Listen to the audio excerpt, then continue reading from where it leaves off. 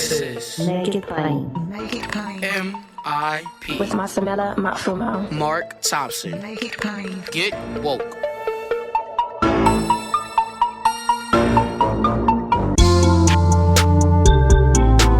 God bless you. Get woke. Folks, MIP is now COVID-free, meaning free to all subscribers as we navigate this pandemic. We're thinking about everyone, and we've got to get through this together. So for a limited time, no fee to subscribe to Make It Plain on your favorite podcast app.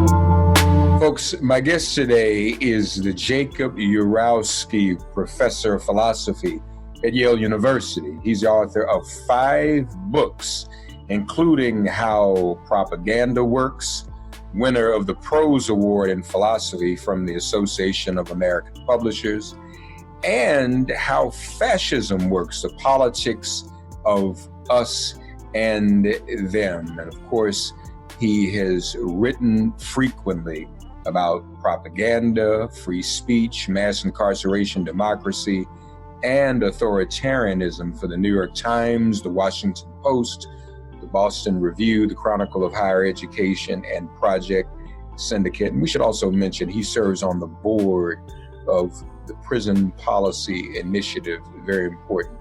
We're here to talk today about the new preface and the paperback publication of How Fascism Works, and we know how applicable it is to what's going on right now. So who better to talk to than Professor Jason Stanely? Jason, how are you, man? I'm doing as well as can be. I don't have COVID. I have a job. Thank God. Academia is one of those industries where, you can have a job, even if, where we have tenure. I'm doing well. My family's doing well. And you? Good. Yeah, just fine. I'm here in this epicenter in New York, and we've been blessed. It hasn't touched us, so yeah, we're thankful. Wonderful. Where are you in? Where are you in New York? Which neighborhood? I'm in the city. I live in the Bronx. Oh, in the Bronx, right? Yeah, we lived in Harlem for many years. Is that right? So since you mentioned that, what's Yale doing? Are they going to open? Are you going to be online? We're going to be online. So, which I think is, elsewhere in the world, they're opening up. Summer camps are open and throughout Europe. My friends, many of my friends have decamped to Europe since so many universities are going online. And everywhere else in the world, so many other places in the world, all the other first world, developed economies are opening back up, have opened up. Schools are open, summer camps are open.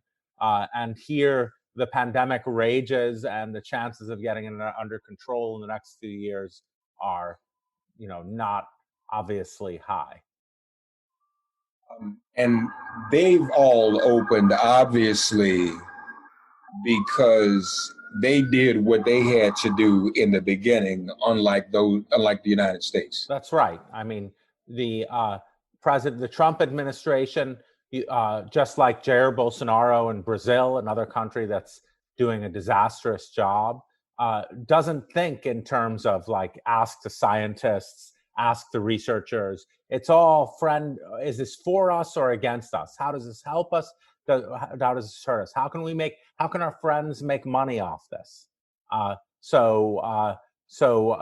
It's not obviously in the best interests. Why is it in the interests of the Trump administration to do anything about it?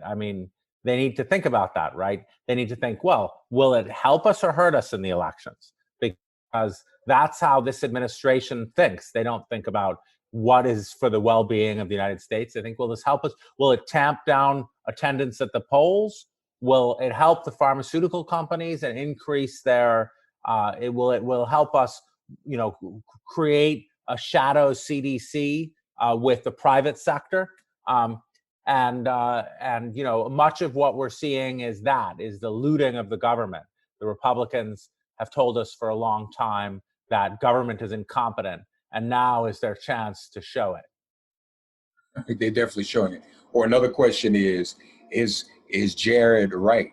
Can we propagandize that the economy is great because I need that to win. And in their own words, let COVID just, he has Dr. Fauci, wash over the United States. Yeah, no, where that's the reality construction aspect. Yeah. I mean, just crazy. And I know in the preface and in the book, you've updated it. The book was first published a couple of years ago, but you've updated it in terms of COVID and whatnot. But I think what I want to do is address all of that as we go through the pillars. I had another professor on last week, Professor Brittany Cooper. Brittany! Yeah. We're good friends. She's great. And she has popularized the term necropolitics. And we just had class, Jason, so I want our audience to have class with you because we throw the word fascism around, fascism. But how many of us actually know what it is and are able to define it? Now, when you all hear this, it's going to blow your mind because you're right. This is fascist. But Jason has broken it down into 10 pillars.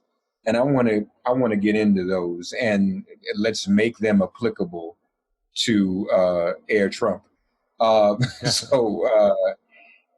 of all, the first one I love, folks, this has been it's been no more glaring than now with the Confederate statues, but the mythic past.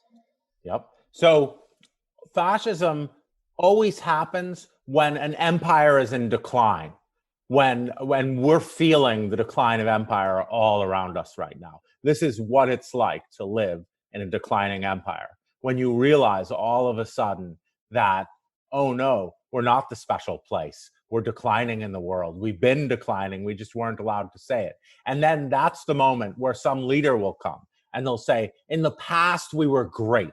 We had a great military. We were all those things. The reason we're declining is because we've been asked to confront our own mistakes. We've been asked to look at our own history. We have to get rid of that.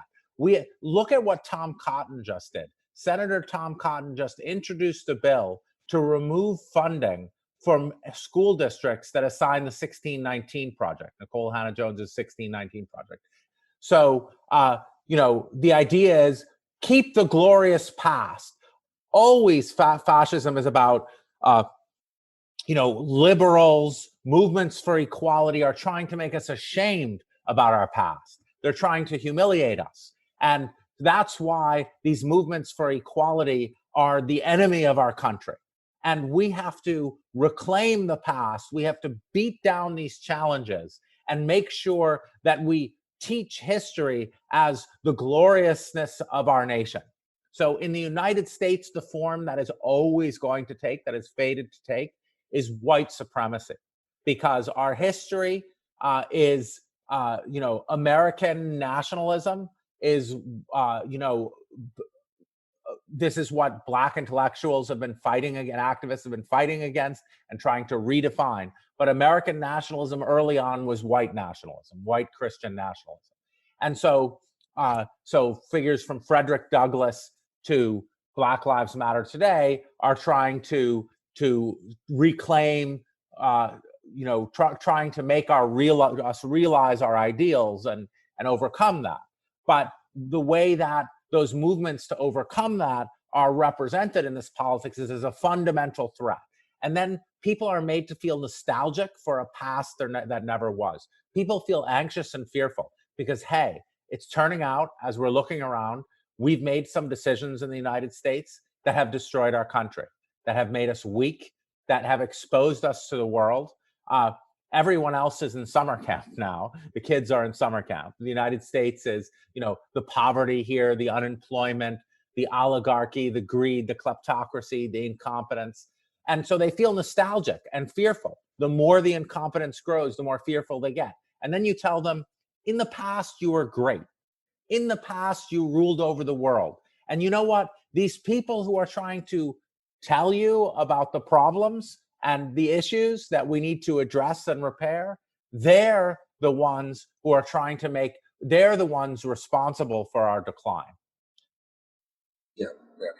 And part of that Make America Great Again, that's now demoralized because more than ever before, we're in the moment of reckoning. I mean, Yeah. you even have current military members saying, we need to take those Confederate statues down. Yeah. People at the University of Kentucky, Jason, oh my God, want to take Adolph Rupp's name off of the building. Wow. I mean, the Washington football team is so. I mean, that's not good news for the MAGA hat crowd. Well, it is good news because it can be also when it's not good news. Of course, it's not good news, and to some extent, we're seeing. I think my diagnosis of the difference now, the reason so many white liberals are joining these movements now, as opposed to in 2015, as opposed to Rodney King in 1992, as opposed to 1968, as opposed to the long history of protest, Black political protest against police brutality, against massive inequality.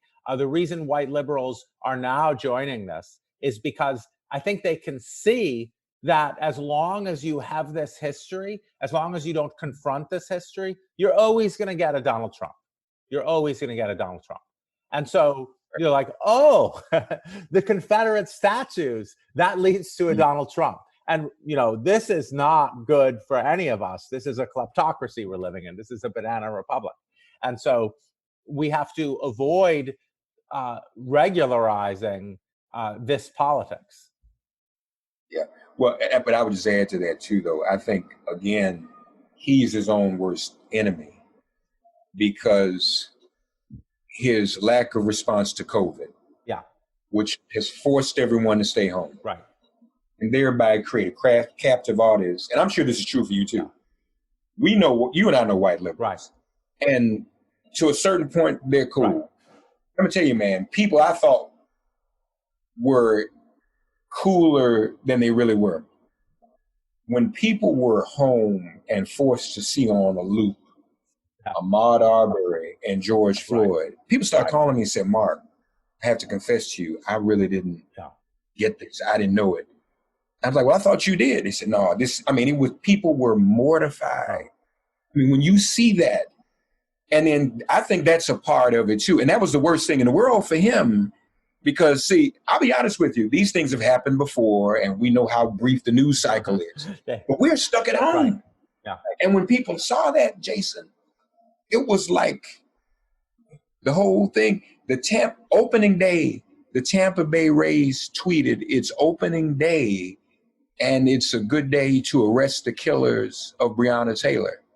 But did you ever think Fenway Park would put a Black Lives Matter sign? Yeah. I know. Fenway Park. Yeah. No, I mean, it's the change is remarkable. It's just that we have to, and you're right. And we did have months without sports, and sports are an instrument for change, but they're also an instrument of mass distraction. And, there was nothing to watch. And so since there was nothing to watch, and Americans had to think things were changing, the structure of things was changing. So people had to think about their businesses politically. They had to think about what is the new society going to look like. And, the essential workers were Black and brown. And so you could see that there were these disparate effects, and people had time to think. And in a democracy, people need time to think. The goal in fascist politics is not giving people time to think. You flood them with drama. You flood them with a news cycle that is just churning. So, and Hannah Arendt says this. She says, there's the spectacular, there's the merry-go-round or something of totalitarian politics, and if it stops, it fails. And what the point you're making, Mark, is COVID stopped it for a moment, and people could reflect. So and that's a good segue into the second pillar, and that's propaganda. Yeah. The normal merry-go-round of propaganda was undermined by COVID. Fox kind of lost its hold on people. But again, let me give the floor to you. How the role propaganda plays in a fascist regime. So there's a very particular form of propaganda. My whole book is about fascist propaganda. So the different chapters we're going to go through are about the different tropes So to some extent, the whole book is the way propaganda works is there are these narratives, and there are these familiar narratives. This is going to arise in several different chapters, but let me just give an example now. Like, take the Protocols of the Elders of Zion. There's a secret group that control the press, that control the universities. They're trying to foment a race war. The idea is Jews are trying to get Black people to rebel, so there's a race war to overthrow the white race, and they're using the media. They're using the media. They're using the universities to spread this propaganda about equality and social justice. And now we have those conspiracy theories and QAnon, like a granddaddy conspiracy theory. Or take the immigrants and the minorities are threatening our women, or the cities are burning and lawless. These are familiar tropes. And so what you try to do is you try to switch people to them because they feel familiar. Like, oh yeah, I remember that. The cities are burning. Like, remember, Escape from New York? I saw that movie. So that's what you're trying to do in a propaganda strategy. Now, there's a particular characteristic form of fascist propaganda, which is how you see that it's embedded in the history of the United States. And you can see it, with Douglas's 1852 speech, "What to the slave is the 4th of July." He says, what do you mean by liberty in this country when you have slavery? So you can take the example of, states' rights. Well, what was that? We want liberty from the federal government. Well, what was it liberty to do? To enslave other people. So liberty is used to undermine liberty. One thing I found in my research on fascism, and Du Bois and Black Reconstruction is very clear about this, is whenever all these fascist movements are all anti-corruption movements. So if you recall, in 2016, Trump ran an anti-corruption campaign. The most corrupt candidate ever ran an anti-corruption campaign. And that is typical. Hitler ran an anti-corruption campaign. Putin runs an anti-corruption campaigns. And why did Reconstruction end? Reconstruction ended because white Northerners and the whites in the North and the South agreed to say that Black people running governments, state governments and cities, they were corrupt. And so they had to take them over and run them for them, obviously robbing them of any political rights. And of course, Du Bois and Black Reconstruction shows that the best run governments ever were the South Carolina legislature when it was majority Black. So this move of saying corruption, accusing the other person of corruption when you're the corrupt person, that is characteristic. Accusing the other person of lawlessness when you're the lawless one, that is characteristic. Things mean their opposite. In the speech in Mount Rushmore, Trump said, there's a left-wing fascism happening. Well, so this projection that Trump always does, that's a classic fascist move. And we're familiar with that, very familiar with that in the United States. Representing movements, misrepresenting protests as riots. This is characteristic of counterinsurgency everywhere, but this reversal of things, calling your opponent what you are. So the Law and Order chapter that we'll get to is an example of this, where law and order doesn't mean law and order. It means the opposite of law and order.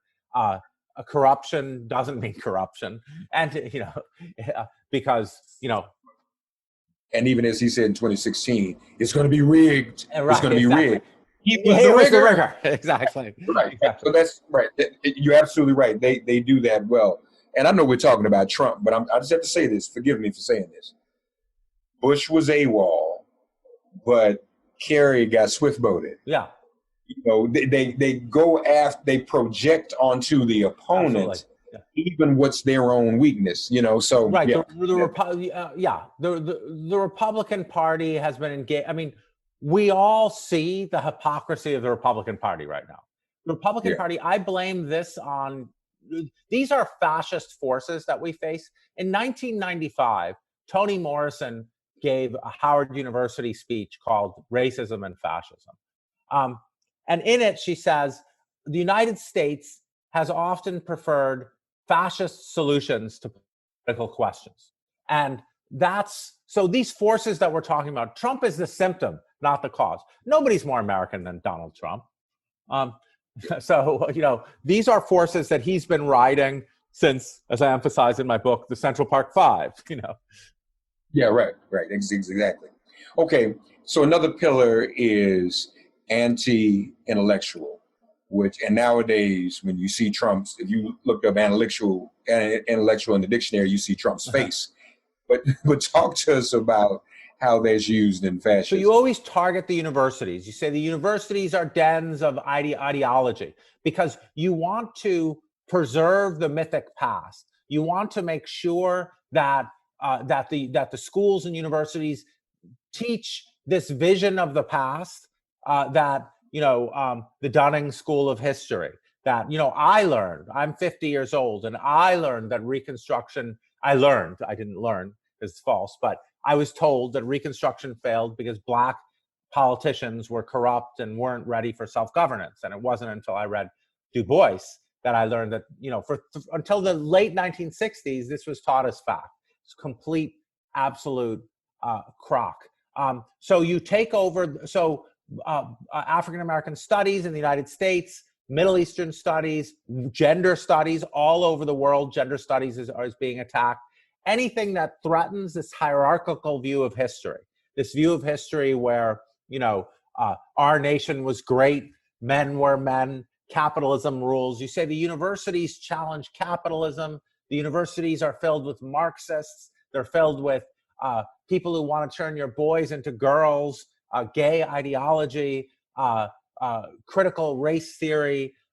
It's leftist indoctrination. And all over the world, we're seeing universities being attacked in the world's largest democracies. Bolsonaro defunded the universities by 30%. They're all public universities, so that's a massive hit. We have many private universities here. Trump has threatened to challenge the tax-exempt status of our private universities. So he's going after the universities. We have that constant attack on universities, which was when Black Lives Matter in 2015 moved onto university campuses, first with Concerned Students 1950 at Mizzou, then with, or look at and then with Next Yale and a bunch of other student movements. These were attacked as like, oh, look at the students gone wild. So you represent, figures like if you look at an organization like Turning Point USA. Turning Point USA is an organization that arose to attack universities for having leftist ideologues on it. Charlie Kirk, their leader, it was the most radical one. It was the most radical of all these organizations. They had a professor watch list. And one of the first professors on the professor watch list, who one of the first professors that was on the cover was? Your guest last week, Professor Brittany Cooper, the great Professor Brittany Cooper. Target right on her. They went after pro-Palestinian professors, Black studies professors. And Professor Cooper is brilliant, but, she was a Hillary Clinton supporter. We're not talking some radical Marxist here, but they put her on the cover of Turning Point, the professor watch list. So Hungary, the best university in Hungary was Central European University. They closed Central European University and forced it out of the country, Viktor Orban, because he said it was teaching gender ideology and Marxism and cultural Marxism. So then you turn to the scientists and you say, no, we're not going to believe the scientists, the climate change scientists, the Dr. Fauci. We're not going to believe them. We're not going to take them seriously. As Hitler says in Mein Kampf, science is just there for national pride. So you need to attack. You need to attack. In fascism, there's one truth: the truth of the nation and the greatness of the leader. In America, the form that's going to take is there's one truth. The greatness of Robert E. Lee, the sanctity of the Civil War, and institutions that challenge that truth are fundamental threats to the narrative of the nation. when you talk, or labor rights, we can't leave labor rights out of it. In Martin Niemöller's poem is, first they came for the communists, then they came, and I said nothing because I was not a communist. Then they came for the trade unionists. I said nothing because I was not a trade unionist. We've had a systematic attack on labor unions in this country. Du Bois is very clear about that in Black Reconstruction, that it was the prospect of poor whites and poor blacks joining together in a labor movement that is so threatening. So you have to attack labor studies. You have to attack. You say universities are spreading Marxism and anti-capitalism.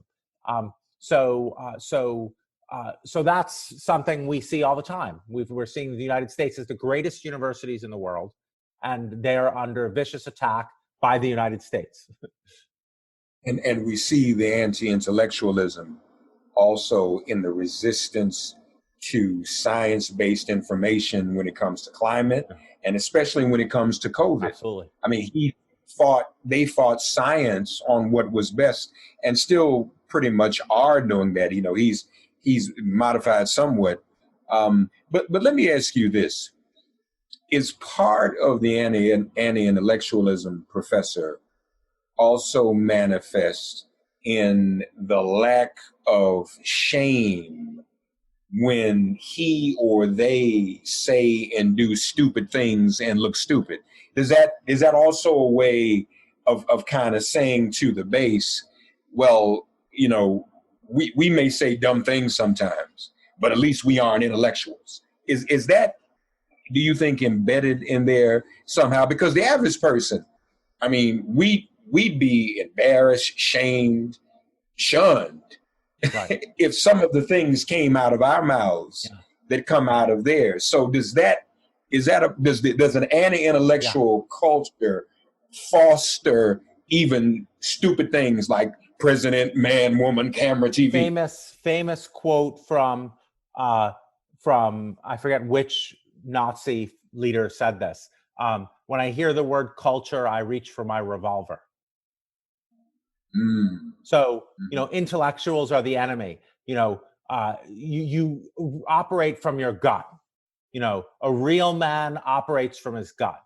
And there's also, and you want to humiliate the intellectuals. The intellectuals are like feminized. You feminize the intellectuals. They're not real men. And so, and the idea is, you grind their face in the humility. Hannah Arendt says, in the section called "The Temporary Alliance Between the Mob and the Elite," she said, a certain portion of German society felt delight in seeing like the leaders of the society having to bow and scrape before a humble house painter, a vulgar house painter. So the idea is people get visceral pleasure out of seeing intellectuals, out of seeing Yale professors having to call Donald Trump Mr. President. So that's the and there's some healthiness to that.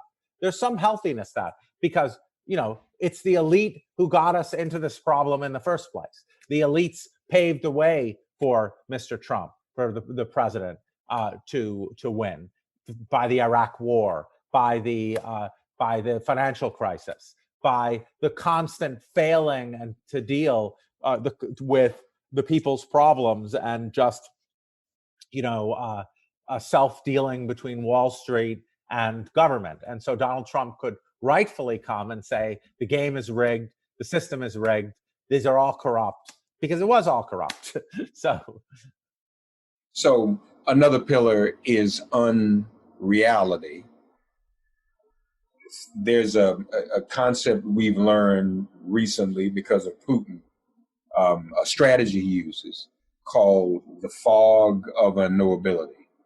Is that kind of what unreality is, where facts, we're kind of in a post-factual environment now? Well, you blanket, so I first started working on these topics in 2010, 2011. My first New York Times piece, I believe 2011 or 2012, 2011, on birtherism. Because when I heard birtherism, I was like, that's worrisome. That's the kind of conspiracy theory that you hear about in a non-democratic society. that sort of spins people's minds, and they can't really, it's like the Protocols of the Elders of Zion. Oh, behind everybody is the Jew, like here, behind everyone is the communist gay Muslim. And so Obama was said to be born elsewhere and really an anti-democrat, anti-American Muslim agent. And who was advancing that? Donald Trump. And so when conspiracies flood the zone, when a whole bunch of people think in terms of conspiracies, they lose all touch with anything that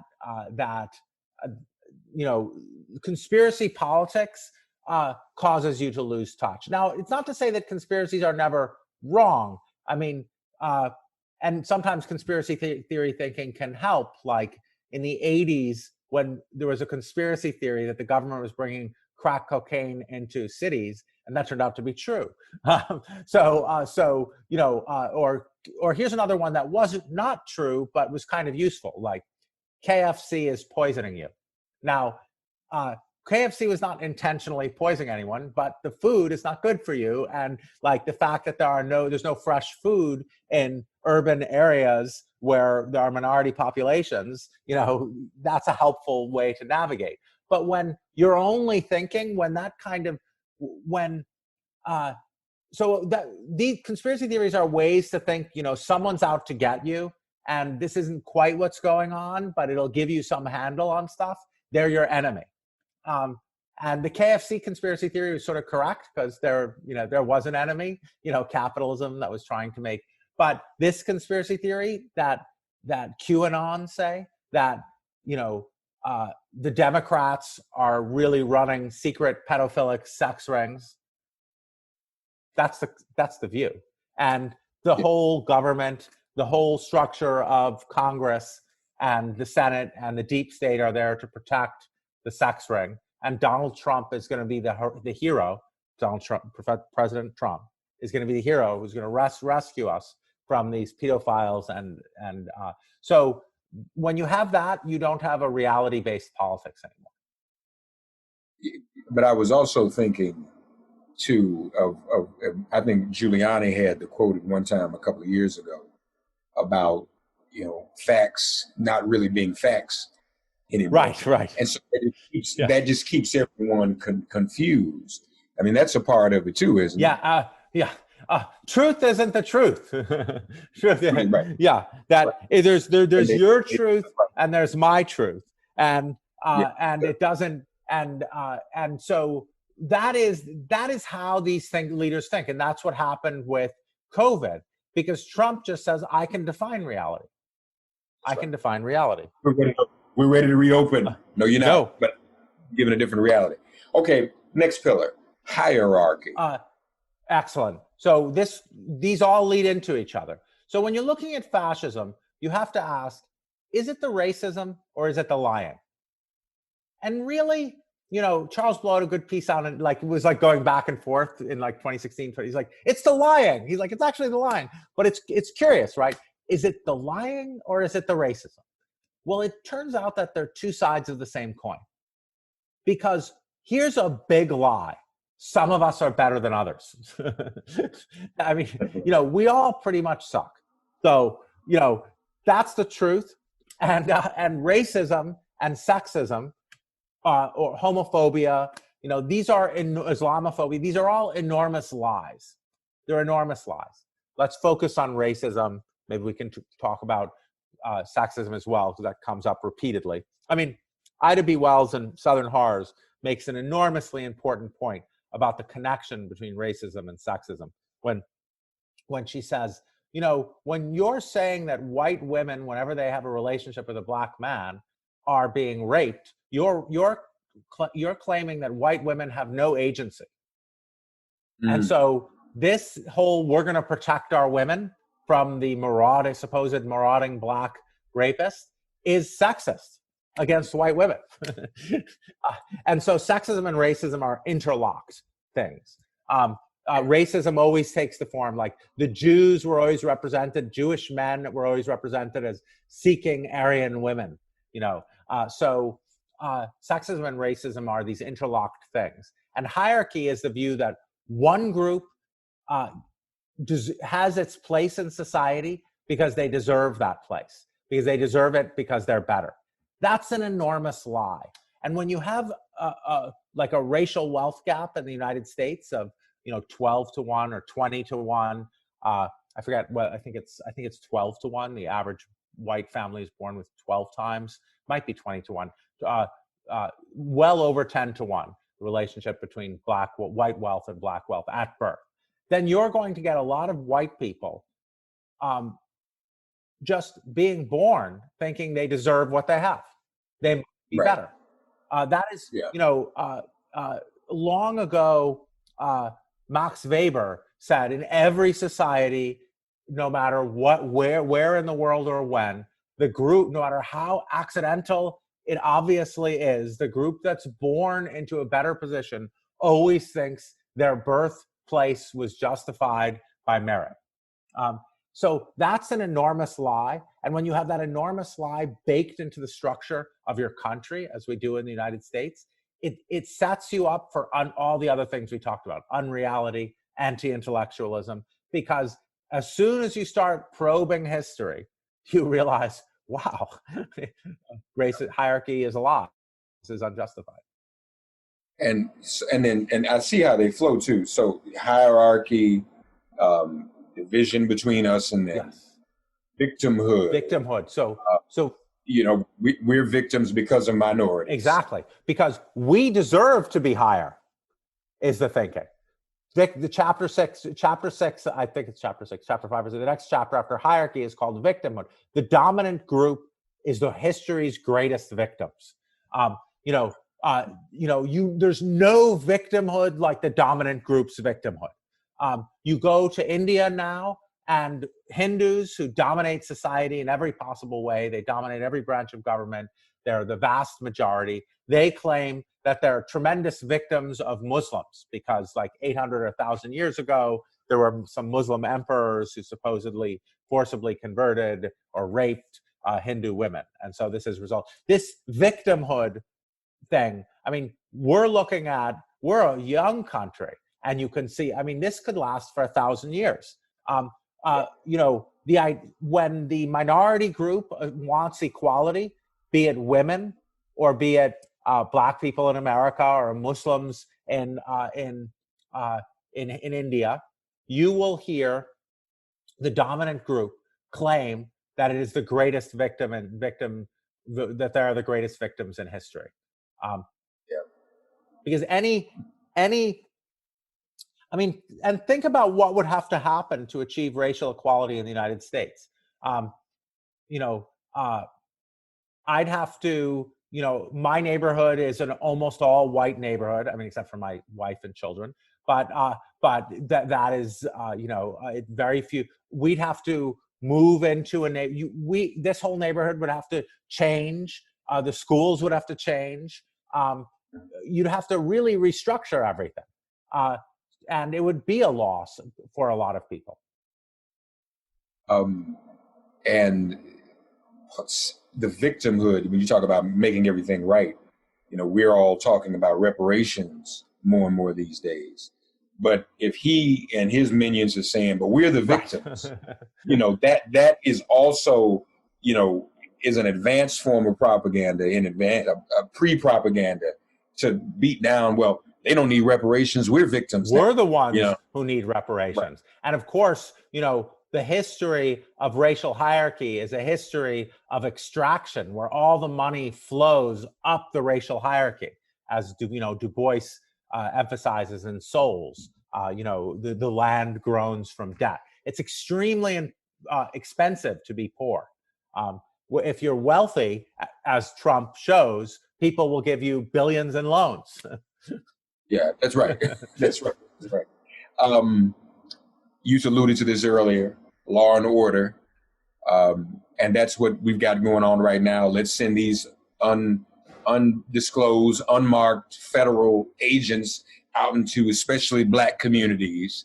And let's get law and order because we are all criminals. Yeah. So law and order in fascism means the opposite of law and order. If you look right now at the different countries run by these people practicing these politics, Bolsonaro, Duterte, and the Philippines, Trump.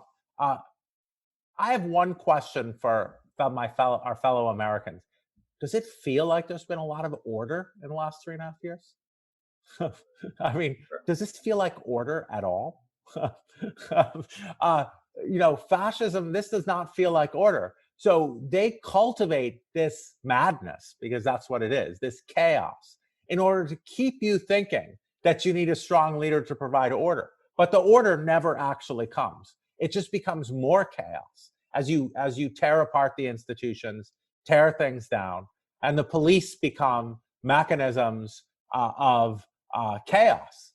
The more police the neighborhood is, the more crime, the more arrests there are, and since the more arrests there are, the more incarceration there is. Since when there's more incarceration, there's fewer parents around. When there are more parents around, you have to call the police when your kid does something bad. When a teenager does something bad, and then instead of getting grounded, they get sentenced.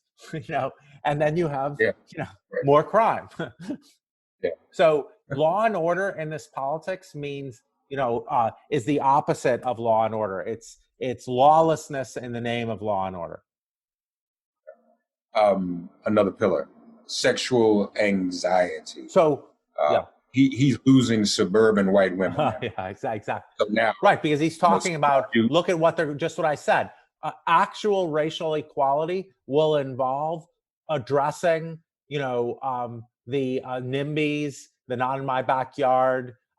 You're gonna actually have to dismantle the structure of American cities and put people together so they live together, so they have access to the same resources, the same parks. The Bronx, where you live, has massive asthma problems because of all the pollution from the different highways that go through it. You're gonna have to reorient. The schools are great schools in New York City, but they're in Greenwich Village. They're in they're in the white segregated areas of New York. New York's incredibly segregated. So the suburban housewife thing is all about that. And it's about, and then it's always the case that the men of the feared group are said to be rapists. So Jewish men were said to be rapists. Muslims in India, they've had regular panics about so-called Muslim love jihads, where Muslims are trying to marry, impregnate Hindu women. And of course, lynching. As Frederick Douglass said, when every plantation was run by a white woman and black men, there was not a single reported case of rape. But suddenly, after slavery, there's supposed to be all these rapes. Yeah, right. So, and that's what you say it's a challenge to your manhood. And then the transgender politics that we're seeing now all over the world, where they're saying they're trying to turn your boys into girls because you want to make people feel like their manhood is at threat. You want to say your manhood is being challenged. You can't protect your women and children. Lynching is about protecting white women from the minority threat. Pogroms in Eastern Europe were about protecting little Christian babies from Jews who supposedly were using them in their ceremonies. And now we're doing that with immigrants. I mean, we've always done it with immigrants, but Trump is tripling down.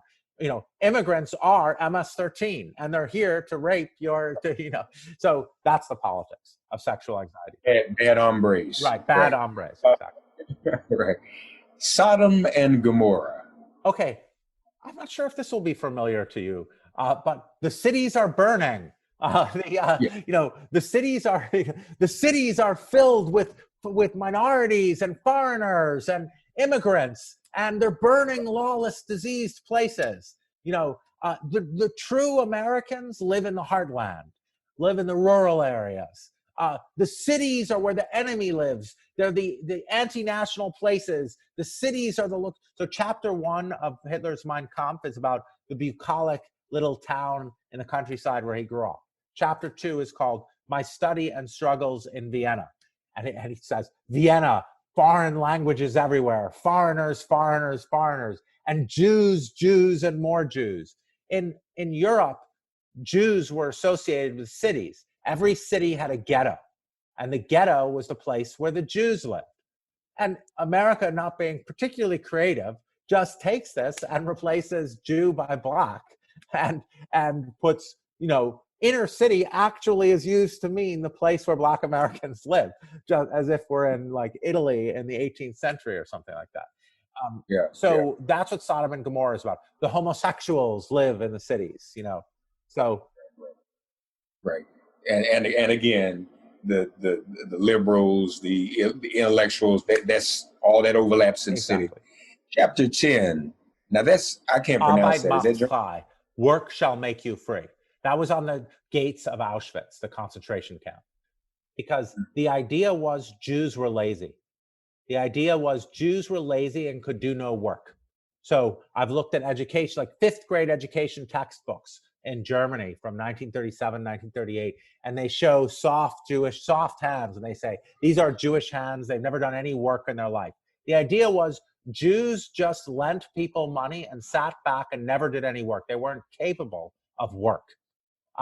And so concentration camps, labor camps were places where you sent communists and Jews to learn a work ethic.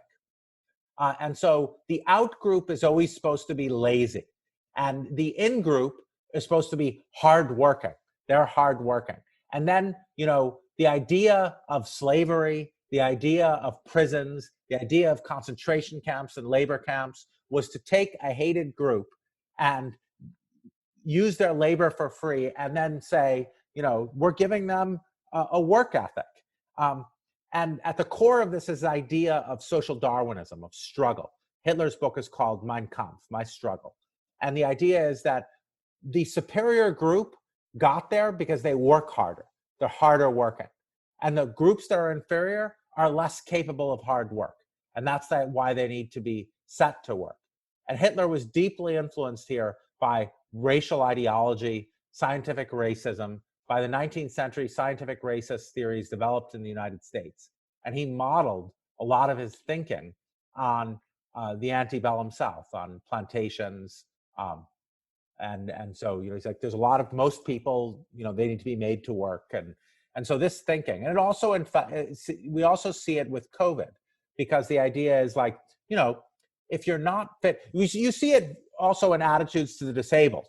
The Nazis gassed the disabled because they weren't fit. They couldn't work hard. And this also tells you the overlap between libertarianism and fascism. Why did libertarians vote for an authoritarian would-be authoritarian like President Trump? Well, it's because of the basis of this ideology, of these ideologies, is social Darwinism, winners and losers.